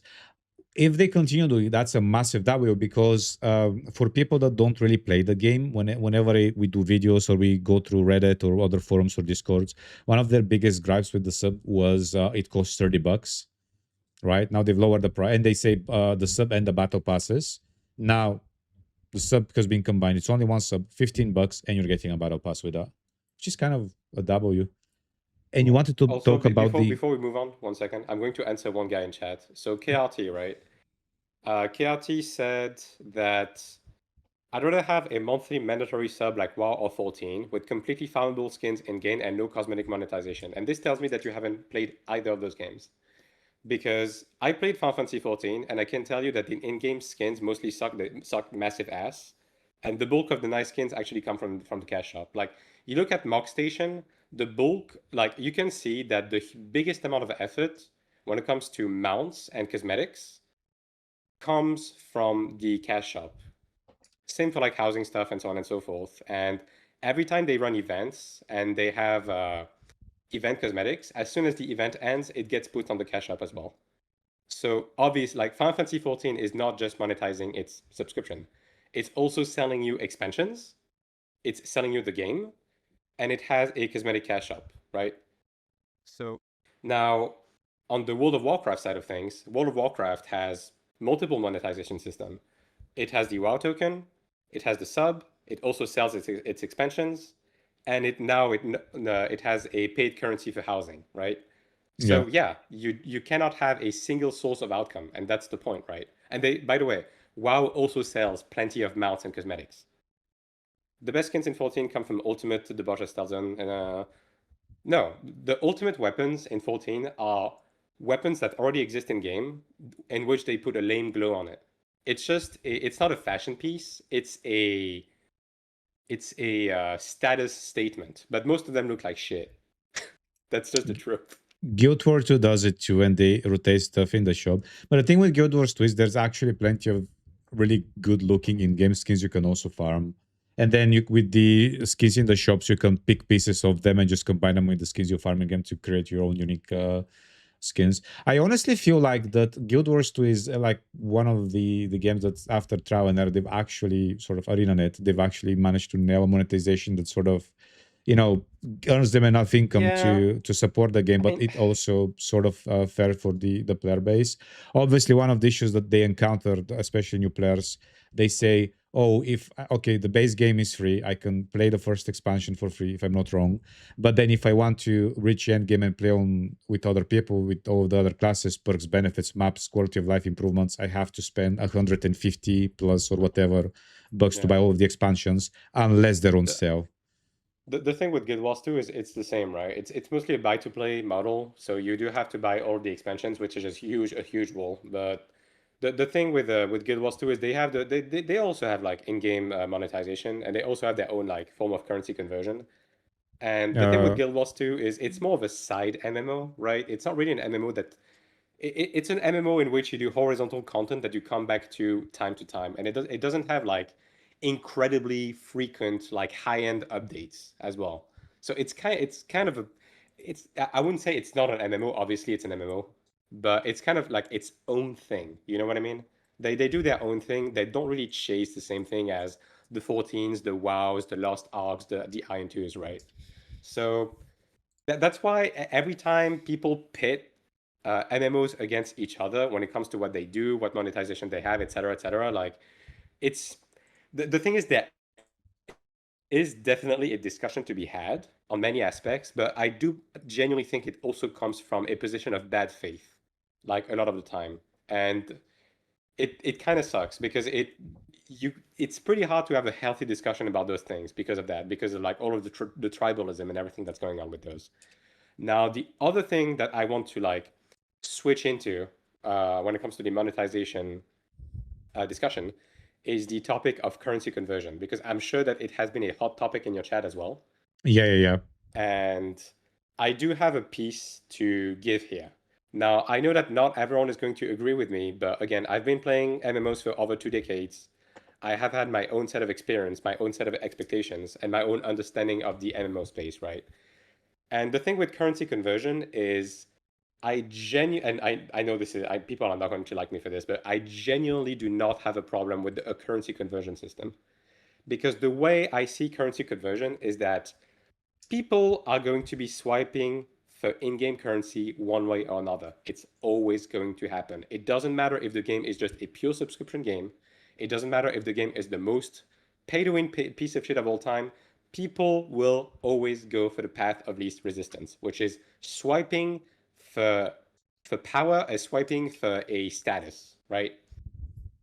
Yeah. So if this is going to happen, the developers might as well give an outlet for players to do that is also going to fund the game, right? The only problem that arises with systems like conversion, like currency conversion, is if the developers actually put walls and mold content around you needing to swipe in order to progress. Or if they gate stuff in the cash shop that is only obtainable through the cash shop. If they do shit like that, then it's a bad system. If the game is not molded around that, and rather it's just a game that has the option for you to do that, then that's okay. Because all of a sudden, you have a subset of players that whales to not have to spend as much time in game, right? And those people fund the players who want to remain free to play on the side, because then the free to play players can farm in game because they have time. They get the premium currency, and then with that premium currency, they get the sub, they get the battle passes, they get the skins without ever having to pay. it's a symbiotic relationship that is overall it's a positive circle. The developers gets paid, the whales get the progression they want, and the free-to-play players can play without paying, right? As long as it doesn't affect the game's content, I honestly don't see it as a problem. And the way I2 is shaping up to be, with all of the inheritance systems, with the now equalized PvP, with the more PvE focus, etc., I genuinely think it's a good thing, and I think people should not cry about it coming to the West. I think I can tell you why, like, having the system in game to, people coming in and checking it out, it looks worse or looks bad. It's because when it's not part of the game system, and when it's done like in the background, it's not in your face, and it's somehow like, the ostrich burying its head in the ground. If I don't see it, it's not there. Obviously you can feel it, Yeah. obviously people are doing it, but because it's there, people are like, oh, the game is done in such a pay-to-win way that it's XYZ. So I guess differences of opinion. I mean, Obviously, it's a low-hanging fruit, and it makes it easy to target, right? yeah, But again, when you come from a background of other MMOs and you understand what is going on, you kind of see it from a different light. And I know it's not something that people want to hear about, but personally, that's the way I see. And I know people are saying that right now you cannot buy the sub with Kuna. I can guarantee you that by the time the game comes to global, there's going to be either an in-game item that you're going to be able to buy from the shop and then sell on the auction house that is going to give you a subscription, or you're going to be able to buy it with Kuna. Like I would actually just put my hand on it. Like I would be very surprised if they don't do that, especially with it being a single thing now, like a combined sub. Yevi just sent me a link that is an interview after the Summer Game Fest, and I just caught with my eye when they're talking about the differences of types of content related to 1 second, the Western Taiwanese race. There you go. Is there anything different between the global and Korean versions? The markets are fairly different in terms of approach, and as we've seen from other Korean MMOs, are there any adjustments that are being made? 1 sec. Are there any adjustments being made to adapt to the Western market? So the reply is, one of the commitments NC has made and that will be carried over to the global version is trying to be close as possible to players. If you follow at all the Korean or Taiwanese versions, they're doing weekly live streams every week, talking with players, getting their feedback, giving them answers to their questions, and we're going to continue that as well in the global version. I want to stop here and say, if you're saying this, where the fuck are the live streams for global version 2 months before release? Like, hello? Like, what is this? Yevi, are you baiting me? We want to make sure that we're close to our players and that we really want and that's really what dictates what changes happen or don't happen, is the feedback we're getting from players, how we can incorporate them into the build, etc. So it's a major factor. Okay, both claims. I'm still yet to see a live stream that's gonna announce the changes. I mean, just we cope hard. innocent until proven guilty type shit, like I guess we'll see, right? Tico or beloved is gonna be, Yeah. hey gamers, it's Tico. Time to What's poppin' gamers? What's poppin' gamers? Oh, It's Tico Talks Aion 2. yeah. Yeah. Right. Is there anything else you would like to cover that we might have missed? I mean, there's some minor stuff like the pet autoload, which honestly isn't even a thing. Trying to think. Yeah, I mean, there's like some minor QoL stuff. I don't know if you want to go over that. How relevant would that be to people that don't play the game? I mean, it's kind of relevant, but at the same time, it's stuff that should have been like that since the beginning. So I don't know. Okay, Like, let's. Stuff like the Abyss Siege is going to be class-based contribution instead of purely DPS-based now. So Well, that's nice. That's actually nice. You're going to be able to get medals as a support now. Yippee! Yeah, finally. That's all I have, dude. That's it. The one another topic. I know we discussed the render distance issue like way back at the beginning of the stream, and people keep asking like the UI. Are they gonna fix the? Are they gonna change the UI? Do you think they're gonna make any changes for global? Why, if they do, have they? Because my personal opinion is that because they've been doing incremental changes, since the game released. I don't think that all of a sudden we're going to wake up with a drastically different UI. I think they might make some other improvements, maybe to how the inventory menu is laid out, or the skills, etc., etc. But I don't think there's going to be anything drastically different. It's going to be the case of like, over the past year we've done these changes, so here's your new UI. What's your thoughts on this? Well, first of all, I'm going to answer Hako. The fact that I can't move items with the mouse is criminal. You've been able to do that since month 1 of the game. You just need to hold down the button for half a second before you move it. You're welcome. Anyways, they have already made enough changes for the UI to be competent. And I think we are in a decent place right now. Now, obviously, they're going to make incremental changes over time. And they have already said as much. There's already other stuff that is going to going to come, like the separation of the party frame and the force frame, as well as the expansion of the buffs and debuffs, making them easier to see both on the target and on yourself. Stuff like that is going to get incrementally improved. The same way it was done on Throne and Liberty. Like the Throne UI was rough, they iterated on it, it eventually got fairly competent, and now it looks pretty good, right? And the same is going to happen with Iron 2. Obviously, it's a bit bland right now, but the Iron 2 UI is very serviceable, and that's honestly good enough for me personally. I would like for it to have a bit more pizzazz and flair, but I think the important stuff is there. Let's end on a quick rapid fire question session. Are you ready for it? I mean, of course I am. Okay. First question: Ilios or Asmo? Depends on what the people I play with are going to play, honestly. I'm not married to a faction. Okay. What about your favorite class? Right Aion now? 2. Yeah, Aion 2. Cleric, right? I mean, I do like the way Cleric plays. It's just in an awkward spot right now. But I do like Cleric, yeah. Horizontal or vertical progression? I'm more of a horizontal kind of guy, but some verticality is needed on some specific content. Damn, I'm really like hitting the middle of the fucking road with those answers, aren't I? You know what? Fuck it, horizontal. Fuck vertical. Fuck vertical. Okay, fast or slow leveling? Fast leveling nowadays, yeah. What's one of the most overrated features in Aion 2? Overrated? Yes. Flight. What's one most underrated feature in Aion 2? Underrated. Underrated. All upcrafting and inheriting. What system needs to disappear completely in Aion 2? That's rough, man, because there's a couple. That's rough, buddy. Let's go with Soulbinds. Okay. What needs to make a comeback in Aion 2? As in from Aion 1? Arena of Gold. Yes, brother. Yes. One things you're most excited about? Global. Fair. Get me out of this Taiwan prison. I will do anything. Like playing on 200 ping. One thing dude, I mean, even playing with fucking Taiwan population, dude, like, fuck these people. I don't like the way they play the game, man. Okay. One thing you're most worried about? Slop content creator, like, jumping on this game when it releases and spreading misinformation on the internet. Oh, as if that already hasn't happened. Literally. I mean, it already happened, but bro, when the game comes out, it's gonna be, hello guys, it's your boy, MMO content creator 437 with an AI thumbnail. Have you heard that Aion 2 is like the worst thing after fucking Wow, that's crazy. Anyway, subscribe for more fun facts. Yeah, I follow me on TikTok. I'm just type of shit. Yeah, all right. And last but not least, Boba slider.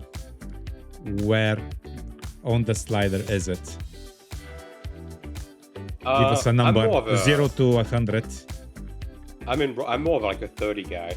Like, have you seen my character? Like, I make like reasonable looking characters. Fair enough. Yeah. You know, there's 4 different boob sliders on Aion 2. I know a lot of people crank them all the way to the right. But bro, like at this point, are you making a human being or a fucking tripod? Like, fucking for real.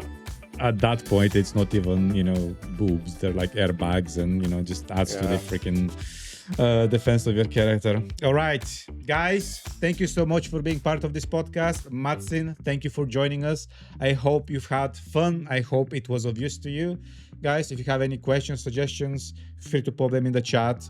We're going to end the podcast here, but I would like to take the next 5 minutes probably just answering any questions we have in chat. If not, again, thank you for watching. Appreciate the support. Follow Madsin on his social channels are linked on. Wait, 1 second, 1 second. Stop, cut, come back. I need to redo the ending. 1 second, 1 second. Okay, 1 second. Yeah, bro, you kind of stuttered. That shit kind of sucked ass. Like, I'm gonna be honest. I wasn't gonna say anything. Wait, but stop, wow, stop, you really stop, fumbled the back right at the. All right, guys, I think we'll end it here. Thank you for watching. Madsin, thank you for being part of the podcast. I've had lots of fun. Yeah, thanks for having me. Guys, make sure you follow Madsin. I'm gonna put his links in the description of this video below. He's a very, very knowledgeable guy, and he's an amazing content creator, which I'm happy to call my friend. Thank you for watching, and I'll see you in the next one. Okay, now we can continue. Yeah.